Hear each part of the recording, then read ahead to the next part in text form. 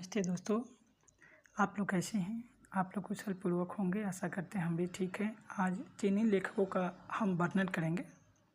इसमें देखिए पहला नाम है फाहियान का, जो 399 ईस्वी से चले थे और इनका यात्रा शुरू हुआ था और 414 ईस्वी तक ख़त्म हो गया था। इनकी रचनाएं थी फो क्यू की भारत की तत्कालिक राजनीतिक, सामाजिक एवं धार्मिक दशाओं का विवरण है इसमें। फाहियान चीन, मध्य एशिया, पेशावर के स्थल से होकर भारत आए।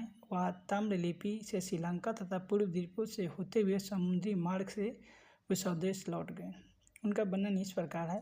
मध्य देश ब्राह्मण का देश था। यहाँ के लोग सुखी एवं संपन्न थे। लोगों को मृत्युदंड नहीं दिया जाता था, केवल आर्थिक दंड का प्रचलन था। मध्य देश के लोग किसी जीवित प्राणी की हत्या नहीं करते थे तथा मांस, मदिरा, प्याज तथा लहसुन आदि का प्रयोग नहीं करते थे।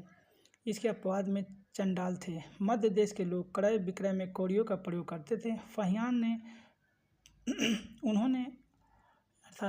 ने नालंदा, राजगीर, बोधगया, वैशाली, श्रावस्ती तथा कपिलवस्तु की भी यात्राएं की थी।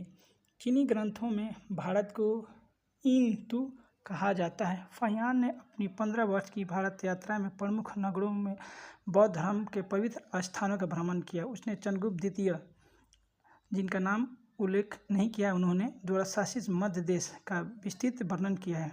इसने गुप्तकालीन दंड विधान, कृषि उपज कर, मध्य देश में ब्राह्मण धर्म की प्रधानता, धनी व्यक्तियों द्वारा मंदिर, विहार, निःशुल्क पुण्यशालाओं एवं औषधालयों के निर्माण की जानकारी दी है। उसने पाटलिपुत्र में स्थित अशोक के द्वारा बनाया गया राजप्रसाद की भव्यता से प्रभावित होकर इसे देवता निर्मित बताया है।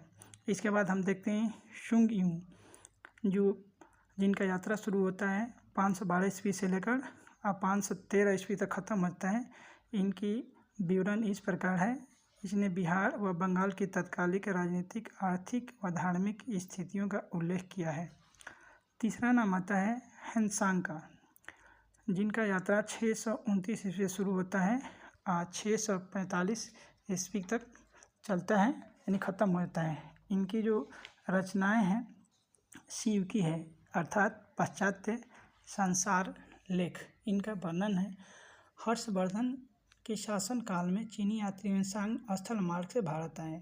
वह चीन से चले और घूमते फिरते होते हुए यानी वो भारत पहुँचे और भारत में लंबे समय तक ठहर कर भारत से वापस चीन लौट गए। वह नालंदा, बिहार के बौद्ध विद्यालय में पढ़े और भारत से बौद्ध ग्रंथ संग्रह करने के उद्देश्य से आए थे। उसने अपने ग्रंथ शिवकी के नाम से हेनसांग को यात्रियों का राजदूत अर्थात वर्तमान शाक्यमुनि कहा गया है। कहा जाता है कि वह 138 देशों की यात्रा किए थे। इसलिए उन्हें यात्रियों का राजकुमार भी कहा जाता है। हेनसांग के अनुसार भारतीय समाचार गुण विभक्त था, जिसमें ब्राह्मण सर्वोच्च थे। उसने शूद्रों को किसान कहा था। उनके अनुसार भारतीय लोग दांतों पर काला निशान लगाते थे और कान में कुंडल पहनते थे। हेनसांग ने लगभग 16 वर्ष भारत की यात्रा की एवं यहाँ प्रवास किया। उसने विश्व के प्रसिद्ध नालंदा विश्वविद्यालय में अध्ययन किया था तथा यहाँ के ज्ञान एवं शिक्षण के उच्च स्तर की प्रशंसा की। उसकी यात्रा विवरण में सम्राट हर्षवर्धन के शासनकाल यानी तत्कालिक भारत की राजनीतिक एवं सांस्कृतिक दशा का विस्तृत उल्लेख है। उसने कनौज यानी हर्ष की राजधानी का नगर वर्णन, हर्ष की दानशीलता, समाज में विभिन्न जातियों उपजातियों, प्रयाग के एक बड़े समारोह यानी शायद कुंभ, गंगा जल की पवित्रता आदि का वर्णन किया है। इसके बाद आते इत्सिंग, जिनका यात्रा 671 से शुरू होता है, 693 में ख़त्म हो जाता है। विवरण है प्रसिद्ध बौद्ध भिक्षुओं की आत्मकथाएं। इत्सिंग हेनसांग के चीन लौट जाने के बाद भारत आया था। उसने बंगाल के ताम्रलिपि वर्तमान ताम्लुक में 3 वर्षों तक संस्कृत का अध्ययन किया तथा बोध गया, नालंदा, वैशाली, कनौज, श्रावस्ती, कपिलवस्तु आदि स्थानों की यात्रा की।